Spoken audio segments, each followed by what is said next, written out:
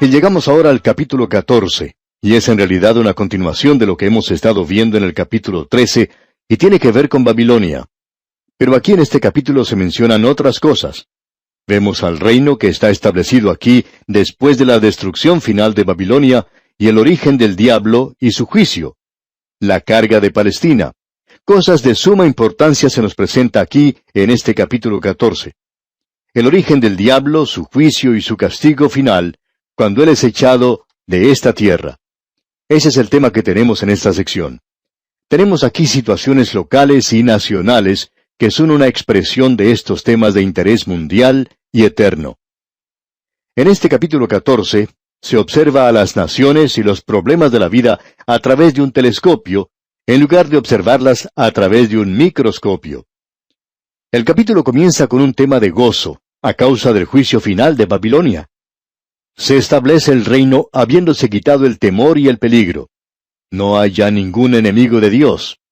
El castigo aquí se encuentra en otra parte del libro de Isaías, el libro que tiene una palabra de explicación acerca de las razones por las cuales se presenta aquí, y vamos a ver aquí el plan de Dios y cuál es el propósito que Él tiene para la tierra. Usted puede notar que este capítulo es en realidad una mezcla de luz y tinieblas. Y el capítulo cambia del éxtasis del reino al castigo del infierno. Satanás y el problema del mal se presentan ante nosotros. Encontramos aquí esta extensa sección de la destrucción de la ciudad de Babilonia. Por tanto, tenemos grandes temas, fuertes contrastes, y aquí se nos presenta también la carga de Palestina. Vamos a considerar en primer lugar los versículos 1 al 8 de este capítulo 14, y aquí se nos presenta la futura restauración de Israel, y la paz del reino luego del juicio de Babilonia. El primer versículo de este capítulo 14 dice, «Porque Jehová tendrá piedad de Jacob, y todavía escogerá a Israel, y lo hará reposar en su tierra, y a ellos se unirán extranjeros, y se juntarán a la familia de Jacob». Esto se extiende hasta el fin de los tiempos. Dios ha dicho una y otra vez que la nación de Israel será restaurada a esa tierra. No creemos que estemos viendo en nuestro día el cumplimiento de esas profecías. Pero lo interesante de notar aquí es que una y otra vez esa nación será restaurada por Dios. Y cuando Él lo haga, ya no habrá para ellos ninguna clase de problemas con el resto del mundo. De eso estamos seguros. No habrá necesidad de buscar apoyo en otras naciones o en las Naciones Unidas. El Señor Jesucristo reinará allí. Hay muchas personas que hablan hoy acerca de creer en la inspiración total, verbal de las Sagradas Escrituras, y no dejan pasar un momento sin expresar esa opinión. Sin embargo, cuando llegan a un pasaje como este, dan media vuelta y dicen que no quiere decir lo que dice. Amigo oyente, hay más de una forma de negar la inspiración de las Escrituras. En el momento en que usted niega la realidad y el hecho de que las Escrituras son literales, usted está negando la inspiración de ellas. Usted puede llamarlo de la forma en que usted quiera. Sin embargo, Jehová tendrá piedad de Jacob y todavía escogerá a Israel. El Señor ha dicho eso demasiadas veces, como para que ninguna persona venga y diga que no lo ha comprendido y que eso quiere decir alguna otra cosa. Luego en el versículo 12 nos dice, «Y los tomarán los pueblos, y los traerán a su lugar, y la casa de Israel los poseerá por siervos y criadas en la tierra de Jehová, y cautivarán a los que los cautivaron, y señorearán sobre los que los oprimieron». Esto no ha sido cumplido. Los pueblos aquí son los gentiles, y ellos los devolverán a la tierra de Palestina, pero aún no han resuelto ese final mencionado. Ellos han sido un estorbo para los israelitas. Gran Bretaña tenía control de la tierra y les prohibía a los judíos que regresaran a ella, aún después de la Segunda Guerra Mundial. Sin embargo, ellos regresaron porque tenían que ir a algún lugar. Y es un relato de mucho sufrimiento de cómo multitudes de ellos regresaron a esa tierra. Y hay otras naciones que hoy están estorbando el progreso de esta nación hebrea. Los judíos, a través de todo el mundo, están interesados en lo que ocurre en su tierra. Están ayudando a sus hermanos que se encuentran en esa nación, pero los gentiles no lo están haciendo. Por tanto, suponemos que esto no es el cumplimiento de las Escrituras. Ahora el versículo 3 dice, «Y en el día que Jehová te dé reposo de tu trabajo y de tu temor, y de la dura servidumbre en que te hicieron servir, ellos han sufrido en esa tierra y se encuentran atemorizados. Si uno puede caminar por las calles de la ciudad de Jerusalén y de otras ciudades de ese país, puede observar a soldados por todas partes. En los caminos y en las calles de la ciudad, por todos lados se ven soldados. ¿Por qué? Porque tienen temor. Aun si las cosas estuvieran arregladas ya, todavía tendrían temor. No hay reposo sin temor. Y el versículo 4 continúa, pronunciarás este proverbio contra el rey de Babilonia y dirás, ¿cómo paró el opresor? ¿Cómo acabó la ciudad codiciosa de oro? Creemos que Babilonia aquí representa al gran enemigo de los últimos días, centralizado en la Babilonia de ese día, y por tanto representa a los enemigos de Israel. Y Babilonia era uno de los veteranos aborrecedores de esta nación. Ahora los versículos 5 y 6 dicen, quebrantó Jehová el báculo de los impíos, el cetro de los señores. Él quería a los pueblos con furor, con llaga permanente, el que se enseñoreaba de las naciones con ira y las perseguía con crueldad. Este es el juicio final, el fin del período de la gran tribulación. Tiene que suceder. Este mundo tiene que ser juzgado. Hay demasiada injusticia aquí. Alguien tendrá que hacerse cargo de esto. Y le doy gracias al Señor que yo no lo tengo que hacer. Y estoy muy agradecido hoy que nosotros no tenemos que cuidar de los hombres. Luego en el versículo 7 de este capítulo 14 de Isaías leemos, toda la tierra está en reposo y en paz. Se cantaron alabanzas. Eso no ha ocurrido todavía, amigo oyente. Y en el versículo 8 dice, aún los cipreses se regocijaron a causa de ti, y los cedros del Líbano, diciendo, desde que tú pereciste, no ha subido cortador contra nosotros. Después de la batalla de Armagedón, de la venida de Cristo, vendrá a esta tierra descanso y paz, en lugar de tristeza. De allí el dicho que mencionamos, el lloro es solo para la noche, el gozo llega por la mañana. Al continuar nuestra lectura de este capítulo, se nos dice que toda la pompa y la gloria del hombre es quitada. Vamos a ver esto nuevamente cuando lleguemos a los capítulos 17 y 18 de Apocalipsis. Vamos a ver ahora lo que dice el versículo 12 de este capítulo 14 de Isaías. ¿Cómo caíste del cielo, oh lucero, hijo de la mañana? Cortado fuiste por tierra, tú que debilitabas a las naciones. Aquí creemos que hay una de las secciones más interesantes de la palabra de Dios. Aquí se menciona el origen de Satanás y del mal. Por tanto, deseamos que usted note lo que dice este versículo. Leámoslo otra vez. ¿Cómo caíste del cielo, oh lucero, hijo de la mañana? Cortado fuiste por tierra, tú que debilitabas a las naciones. Aquí se nos hace mención de Lucifer, y no es otro que Satanás. Dios creó a Lucifer, el hijo de la mañana, como veremos allá en Ezequiel, capítulo 28. Él fue la criatura más elevada y mejor que Dios haya creado. Sin embargo, era un Judas Iscariote. Él se volvió contra Dios. ¿Por qué? Bueno, aquí se nos da la razón de su forma de actuar. Esta caída de Satanás tuvo lugar aparentemente mucho antes que el hombre apareciera en escena. El Señor Jesucristo dice en el Evangelio según San Lucas, capítulo 10, versículo 18, yo veía a Satanás caer del cielo como un rayo. Él pudo ver esa primera caída.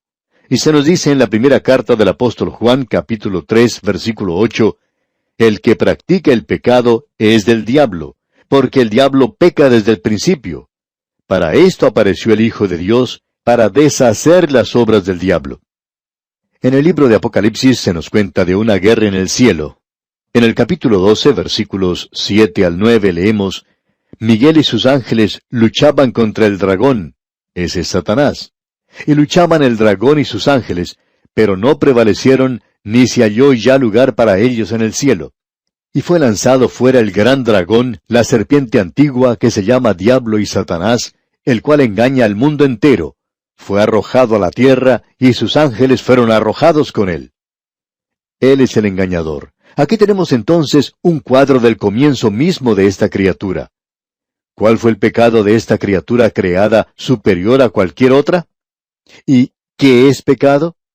No estamos hablando filosóficamente o de una manera teológica, pero me pregunto, ¿qué es pecado? Bueno, leamos los versículos 13 y 14 de este capítulo 14 de Isaías. Tú que decías en tu corazón, subiré al cielo. En lo alto, junto a las estrellas de Dios, levantaré mi trono, y en el monte del testimonio me sentaré, a los lados del norte. Sobre las alturas de las nubes subiré, y seré semejante al Altísimo. Esto es lo que Lucifer quería hacer. Entonces, ¿qué es el pecado? Él estaba colocando su voluntad por encima de la voluntad de Dios. Aquí tenemos el pecado en embrión. Esta es la evolución del mal. No existe ninguna evolución del hombre, pero sí existe una evolución del pecado. Comenzó por medio de una criatura creada por Dios, quien puso su voluntad contra la voluntad del mismo Dios. Como agente moral libre, a la criatura se le debe permitir hacer esto. No tiene sentido hablar acerca de una criatura que tiene una libre voluntad moral y que puede hacer lo que quiera, pero que hay un área en la cual no puede actuar. Esta criatura que se menciona aquí podía actuar en cualquier área. Y este es el pecado original del hombre. Aquí es donde todo comenzó. Todos nosotros nos descarriamos como ovejas, cada cual se apartó por su camino. Mas Jehová cargó en él el pecado de todos nosotros, nos dice Isaías mismo allá en el capítulo 53, versículo 6. Bueno, ¿por qué es pecado el asesinato? ¿Porque Dios lo dice? No, sino porque es contrario a la voluntad y al carácter de Dios. Todo aquello, amigo oyente, todo aquello que es contrario al carácter y a la voluntad de Dios es pecado, y no importa lo que sea. Aun puede ser el ir a la iglesia. Opinamos que algunas personas desagradan a Dios cuando van a la iglesia, y uno puede hacer eso. El problema surge cuando la criatura pone su propia voluntad contra la voluntad de Dios. Imagínese usted a este hombrecito aquí en la tierra, una criatura muy orgullosa, el hombre. Y este hombrecito le dice a Dios, yo no lo voy a hacer las cosas como yo quiero. Y eso es exactamente lo que el hombre está diciendo hoy. Queremos libertad, queremos hacer las cosas a nuestra propia manera. Amigo oyente, usted no lo va a hacer a su manera porque la voluntad de Dios prevalecerá finalmente. Por tanto, la oración de todos los que pertenecemos a Dios debería ser, hágase tu voluntad como en el cielo, así también en la tierra.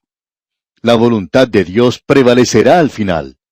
Cualquier cosa que sea contraria a su voluntad es pecado y no interesa qué cosa sea. Esta sección que hemos estudiado hoy ha sido, por cierto, muy interesante. Lamentablemente ya se nos ha acabado el tiempo para nuestro programa de hoy, así es que tendremos que detenernos aquí para continuar, Dios mediante, en nuestro próximo estudio. Pero ¿qué es lo que Dios va a hacer en cuanto a este hecho mencionado aquí, cuando esta pequeña criatura pone su propia voluntad contra la voluntad de Dios? Ahora, en el caso de Satanás, no era solamente una pequeña criatura, sino que era la mejor criatura, la más elevada que Dios había creado. Bueno, amigo oyente, le invitamos entonces a sintonizarnos en nuestro próximo programa, porque vamos a ver precisamente esta parte. Mientras tanto, le sugerimos que usted se lea el resto de este capítulo 14 para que se familiarice con su contenido. Será pues, hasta entonces, que las incontables bendiciones del Señor enriquezcan su vida en gran manera, es nuestra ferviente oración. Regresamos hoy, amigo oyente, al capítulo 14 de este libro de Isaías, y en nuestro programa anterior quedamos en un lugar muy importante.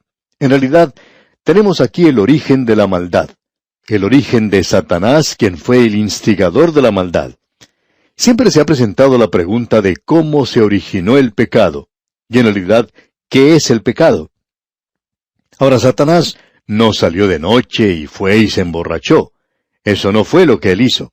Tampoco salió a robar nada. Lo que él hizo puede ser expresado en solo una palabra, y es orgullo. Es decir, un orgullo exagerado, y deseamos reducirlo ahora a su denominador más pequeño. Ahora, ¿qué es el pecado? Bueno, pecado es cualquier cosa que sea contraria a la voluntad de Dios. Satanás fue creado, como vamos a ver, como ángel de luz, porque eso es lo que él era. Él era el hijo de la mañana, un ser perfecto, pero él recibió una voluntad libre. Él podía elegir lo que quería. Él se ensoberbeció y enorgulleció de tal manera que quiso oponer su voluntad a la voluntad de Dios. En nuestro programa anterior vimos en los versículos 13 y 14 de este capítulo 14 de Isaías, declaraciones de Satanás en las que expresa su voluntad, su propio deseo de hacer las cosas según su orgullo. Encontramos aquí algo muy interesante en los versículos 13 y 14 de este capítulo 14 de Isaías. Tú que deseas en tu corazón, subiré al cielo, en lo alto, junto a las estrellas de Dios, levantaré mi trono, y en el monte del testimonio me sentaré, a los lados del norte, sobre las alturas de las nubes subiré, y seré semejante al Altísimo. No era el propósito de Satanás el de ser diferente a Dios. Él quería ser igual a Dios. Él quería ser, en otras palabras, Dios mismo. Y él puso su voluntad por encima de la voluntad de Dios.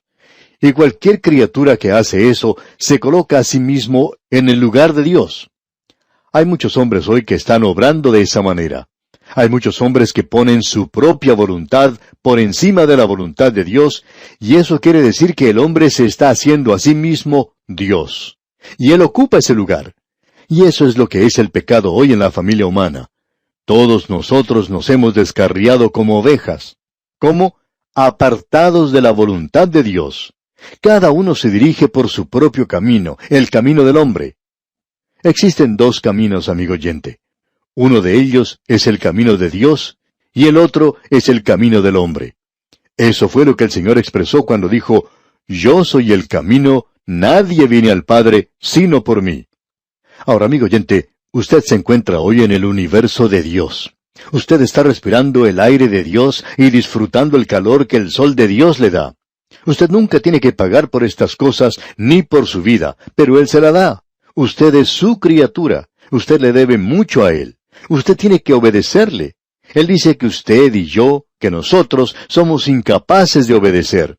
No está en el hombre el obedecer a Dios. No está en el hombre el andar en obediencia a Dios. El hombre tiene que ir al Señor Jesucristo como un pobre pecador perdido.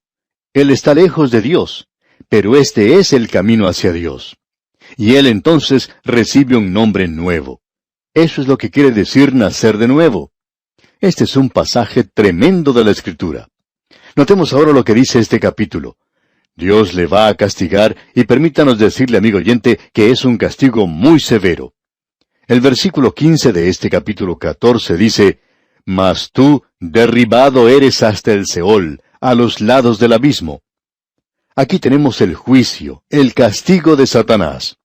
Y usted recordará que el Señor Jesucristo dijo que Él había visto a Satanás cayendo como un relámpago del cielo, y en el libro de Apocalipsis también se nos habla de eso. Y finalmente, vamos a ver que Él será arrojado en el lago de fuego y azufre. Eso ha sido preparado para Él. Él es una criatura que ha puesto su propia voluntad contra la voluntad de Dios. Dios está elaborando un gran plan y un gran propósito que está mucho más allá del pensamiento de cualquier hombre aquí en la tierra. No es para que usted y yo dudemos, sino para que usted y yo confiemos en Él, porque Él está preparado para darnos misericordia, gracia y amor. Luego se nos da en este capítulo el juicio, el castigo que recibirá esta criatura. Él dice aquí que Babilonia iba a ser controlada por Satanás. Usted recordará que Satanás le ofreció al Señor Jesucristo los reinos de este mundo. Babilonia le pertenecía a Él. Y detrás de Babilonia estaba Satanás, detrás de los reinos de este mundo. Esta es una revelación tremenda la que tenemos aquí. Ahora en los versículos 22 y la primera parte del versículo 23 leemos, «Porque yo me levantaré contra ellos, dice Jehová de los ejércitos, y raeré de Babilonia el nombre y el remanente, hijo y nieto, dice Jehová, y la convertiré en posesión de erizos y en lagunas de agua». Si usted ha observado alguna vez las ruinas de Babilonia o alguna foto tomada de ese lugar, podrá apreciar que esto ha sido cumplido de una manera literal. Se ha de reedificar en aquel día. Habrá nuevamente una Babilonia, un lugar donde se establecerá el gobierno de este mundo, y nuevamente se podrá escuchar una Babel de muchas voces en ese lugar. Habrá una torre de Babel contra Dios, y nuevamente Dios bajará a juzgar, y ese será el juicio final.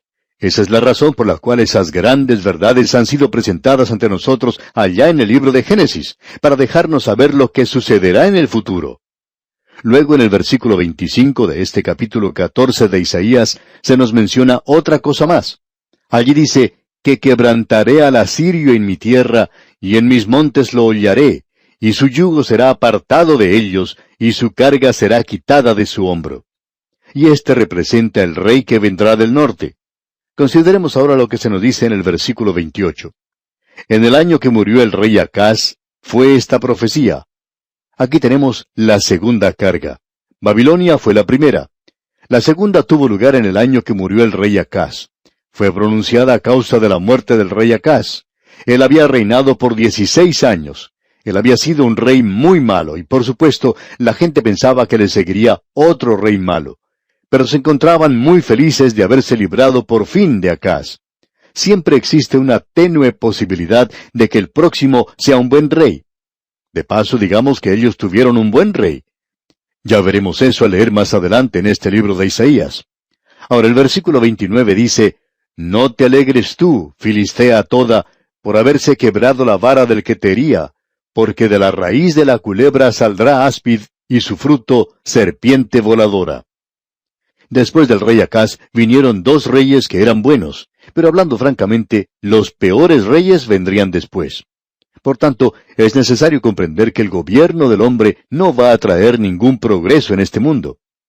En nuestros países tenemos la oportunidad de elegir a nuestros presidentes, y hay veces en que opinamos que con el cambiar del presidente o el cambiar de partido político, esto puede producir progreso. Sin embargo, no es así. Y la gente en aquel día pensaban que las cosas iban a resultar bien.